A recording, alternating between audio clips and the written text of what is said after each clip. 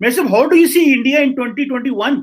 मतलब 2020 में तो हमने देखा, आपने चाइना का जिक्र किया, आपने कहा जी मिलिटरली आपके लिए अच्छा रहा क्योंकि चाइना में हो गए, क्वाड हो गया, फिर कोविड से डील किया, but India as a state आप कैसे देखेंगे कि इंडिया 2021 में कैसा होना चाहिए? डू यू थिंक कि मोदी साहब मुल्क को राइट डायरेक्शन में लेके जा रहे हैं? देखिए साहब, मुझे तो लगता है बिल्कुल ठीक डायरेक्शन में मुल्क जा रहा है, एंड और भी अच्छे डायरेक्शन में जाएगा 2021 में। देखिए, मैं एक चीज बताना चाहता हूँ जो पाकिस्तानी ऑडियंस जो सुन रही है, आप इस चीज को आप आई होप आपके यूट्यूब पे भी इंटरव्यू जाए चीमा साहब, क्योंकि पाकिस्तान में फेसबुक ज्यादा प्रेफर करते हैं, यूट्यूब लिंक और फेसबुक ज्यादा प्रेफर करते हैं पाकिस्तान में। तो चीमा साहब, मैं देखिए ना, दो चीजें हैं।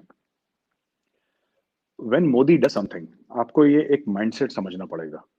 नरेंद्र मोदी जी का, अमित शाह जी का, जो भी बीजेपी जो रूलिंग पार्टी है, they have 303 seats in parliament, right? वो वही कर रहे हैं जिनके लिए लोगों ने उनको वोट दिया था। मोदी जी अपने मन से कुछ नहीं कर रहे। अगर आप ये बोलें कि साहब मोदी जी अपने मन से he is doing this, he is doing that, he is doing nothing.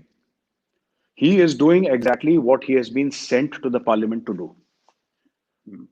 आज की तारीख में भी एक छोटा इलेक्शन भी हो, ठीक है, वहां पे भी मोदी के नाम पे वोट मिलता है। क्यों? क्योंकि लोग कहते हैं तुम जाके ये करो, हमने तुम्हें भारत का प्रधानमंत्री इसलिए बनाया है। मोदी जी फिर वही जाके करते हैं क्योंकि उनको पता है कि मुझे भारत का प्रधानमंत्री इसलिए बनाया। जैसे आपके यहाँ इमरान खान साहब है, राइट? इमरान खान साहब को किस लिए भेजा था? कि आप महंगाई कम करेंगे, करप्शन वालों को जेल में डालेंगे, आप एहतसाब करेंगे, राइट? तो उनको करना चाहिए क्योंकि उसी के लिए तो वो पीएम बने हैं ना। He should do that, he is not doing that, he should do that. Similarly Modi ji जो भी कर रहे हैं 370 जाएगा, क्योंकि जैसे इमरान खान साहब ने बोला हमें तो पता ही नहीं था। अरे पता नहीं था, बीजेपी के मैनिफेस्टो में लिखा है भाई। मोदी साहब की स्पीचेस हैं कि जी हम आएंगे करेंगे। यहां पे फारूक अब्दुल्ला साहब ने अपना ब्लड प्रेशर बढ़ा लिया कि मोदी 10 बार इक्तदार में आ जाए, 10 बार गवर्नमेंट बना ले, वो कर नहीं पाएगा। एक दिन सवेरे हम लोग बैठे थे स्टूडियो में, हमें बोला कि साहब आप स्टूडियो आ सकते हैं, कोई अर्जेंट ब्रेकिंग हो सकती है। ये 5 अगस्त की बात है 2019। तो मैं घर पे था, मैंने बोला आ जाता हूं। मैं गया, पहुंच गया स्टूडियो कि sir Amit Shah will go live from parliament. मैं बोला मेरा क्या लेना देना है यार अमित शाह से, Amit Shah will go live, he is the home minister, हमें तो वो कुछ बात करेंगे फिर इंटरनल अफेयर्स की। मेरा तो कह रहा सर आप, हो सकता है कुछ भी हो सकता है, बैठ जाओ। तो हम बैठ गए। अमित शाह ने बोला, गए, 5-6 मिनट की स्पीच थी उनकी। उन्होंने बोला मित्रों आज से 370-35 से नहीं रहेगा, नहीं रहेगा, खत्म हो गया। हल्ला हुआ पार्लियामेंट में, बड़ा हुआ, कहानी खत्म हुई, it's not coming back, end of story, end of story. Joe Biden, Kamala Harris अपने सर पे खड़े होकर भंगड़ा कर दें, ये नहीं आ रहा वापस, आप नहीं कर सकते। जितनी जल्दी दुनिया भूल जाए उतना अच्छा है, क्योंकि इंडिया नहीं जा रहा वापस, ये नहीं होगा। और दूसरी चीज, एक और चीज ना चीमा साहब, ये लोग आउट ऑफ पावर और इन पावर अलग अलग बात करते हैं। कमला हैरिस ने क्या करा? कमला हैरिस ने बोला कश्मीर के बारे में, ये बारे में, वो बारे में। उसकी पहली स्पीच थी, उसमें 3 बार उसने इसराइल का नाम लिया कि हम सबसे बड़े सपोर्टर हैं जी इसराइल के। और यहां पे पाकिस्तानी पैसे दे रहे थे उसको, मुस्लिम्स फॉर बाइडेन का हैशटैग चला रहे थे, इतने $1 मिलियन दे दिए, उसने पैसे ले लिए। हम तो उसी ने वो करना है जो अमेरिकन, जो ओरिजिनल अमेरिकन डीप स्टेट है। ओरिजिनल तो अमेरिकन ही है ना डीप स्टेट, वो पाकिस्तानी इंडियन तो नहीं, ओरिजिनल तो अमेरिकन ही है। अमेरिकन डीप स्टेट में जो काम कराना है वो करेंगे। They can not go against America's interest. America interest जो भी है, जो 2021 में मुझे लगता है India will go into, there will be more radical reforms in India.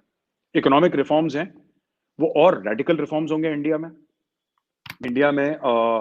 क्योंकि फोकस इकोनॉमी है, जॉब क्रिएशन फोकस है। मुझे लगता है कि कोरोना से हम लोग जल्दी रिकवर करेंगे।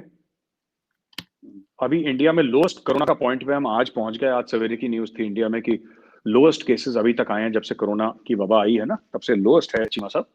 तो ये सब रहेगा, ये सब रहेगा ये इंडिया तो में। बड़ी, आई थिंक पॉजिटिव ही जा रहा है। लेकिन मेजर साहब ये जो आपने कहा कि इकोनॉमिक रिफॉर्म्स आएंगे, तो ये जो किसानों वाली रिफॉर्म्स है वो तो बैकफायर नहीं करेगी किसी हद तक? मतलब सोसाइटी में एक तोड़फोड़ तो हुई है, एक मोदी जी की वो रिफॉर्म स्ट्रक्चर का हिस्सा ही है गो के। मैंने इसको थोड़ा समझने की कोशिश की है, रिफॉर्म्स को कोई इतनी बुरी भी नहीं है, लेकिन शायद किसानों को ऑन बोर्ड नहीं लिया गया या डिस्कस नहीं किया गया। तो इस तरह की रेडिकल रिफॉर्म्स में जो डिफरेंट इंटरेस्ट ग्रुप होते हैं वो उठ खड़े होते हैं। How do you see this? देखिए साहब, ऐसा है कि एमएसपी तो प्रोटेक्टेड है, जो किसान का जो एमएसपी है वो तो प्रोटेक्ट है, और सरकार से बात चल रही है किसानों की कि बढ़ा दो, ठीक है। उसमें एक चीज है जिसमें कि बिचौलिए बड़े परेशान हैं, जो मिडिल मैन है ना, वो बड़े परेशान है चीमा साहब। और वो जो चीज है वो दैट इज दैट आप अपना जो अनाज है, अब जैसे मैं आपको पाकिस्तान का अगर एग्जांपल दूं, कि कोई अगर एक किसान है जो कि यू नो लेट अस से कि ही इज इन बहावलपुर में है आपके, ठीक है, एक किसान है बहावलपुर में, वो कुछ उगाता है, वो कुछ भी XYZ वो उगाता है बहावलपुर में। तो अभी उसका ये था कि साहब आप बहावलपुर में क्या है कि आप सिर्फ पंजाबी सूबे में आप बेच सकते हो, आप उसके बाहर नहीं बेच सकते, लोकली बेच सकते हो, राइट। मोदी जी ने बोला कि आप क्वेटा में बेचो, आप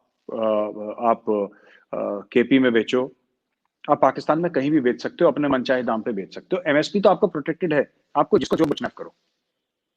अब क्या हो गया इससे? भाई एक आदमी का कंट्रोल होता है ना आपका, किसको बेच रहा था किसान? जो पाकिस्तानी किसान की बात कर लेते हैं 2 मिनट के लिए, वो किसान किसको बेच रहा था? वो तो किसी मिडिल मैन को बेच रहा था, क्योंकि किसान अपना प्रोड्यूस इस पे डाल के सड़क पे तो नहीं बेचेगा, ठेले पे। अगर उसने आलू उगाए तो आलू तो किसान नहीं बेचता ना, वो तो रेडी वाला ही बेचता है। रेडी वाला किससे खरीदता है? मिडिल मैन खरीदता है। इसलिए तो आपको महंगा मिलता है, मुझे महंगा मिलता है। बात यह है जो मिडिल मैन है, they are very upset with Modi, कि मोदी की यही होती है जो टिपिकल सर्जिकल है मोदी की, ओवरनाइट एक लॉ लाए पार्लियामेंट में, खट, ये वापस नहीं होने वाला। ये प्रोटेस्ट जो कर रहे हैं ना किसान, ये क्या होता है कि एक इसमें पार्लियामेंट की एक्ट होती है, या पार्लियामेंट की एक्ट वापस नहीं आती। इसमें क्या होता है कि थोड़ा सा इसमें अमेंडमेंट हो सकती है, और सरकार ने बोल दिया हम अमेंड कर देंगे, हमें कोई दिक्कत नहीं है, क्योंकि अपने ही लोग हैं किसान, इनके कंफर्ट के लिए। लेकिन जो ये कहता है कि नहीं इन तीनों लॉज को वापस लो, तो ये नहीं होगा। बट इसमें अमेंडमेंट हो सकता है, और मुझे लगता है कि सरकार और किसानों को आपस में बैठ के बात करनी चाहिए, अपने लोग हैं, दे आर आवर पीपल। और जिसको नहीं पंजाबी में कहते हैं मुकम्मल करके खत्म करो जी, वो बातचीत करके दाएं बाएं ना,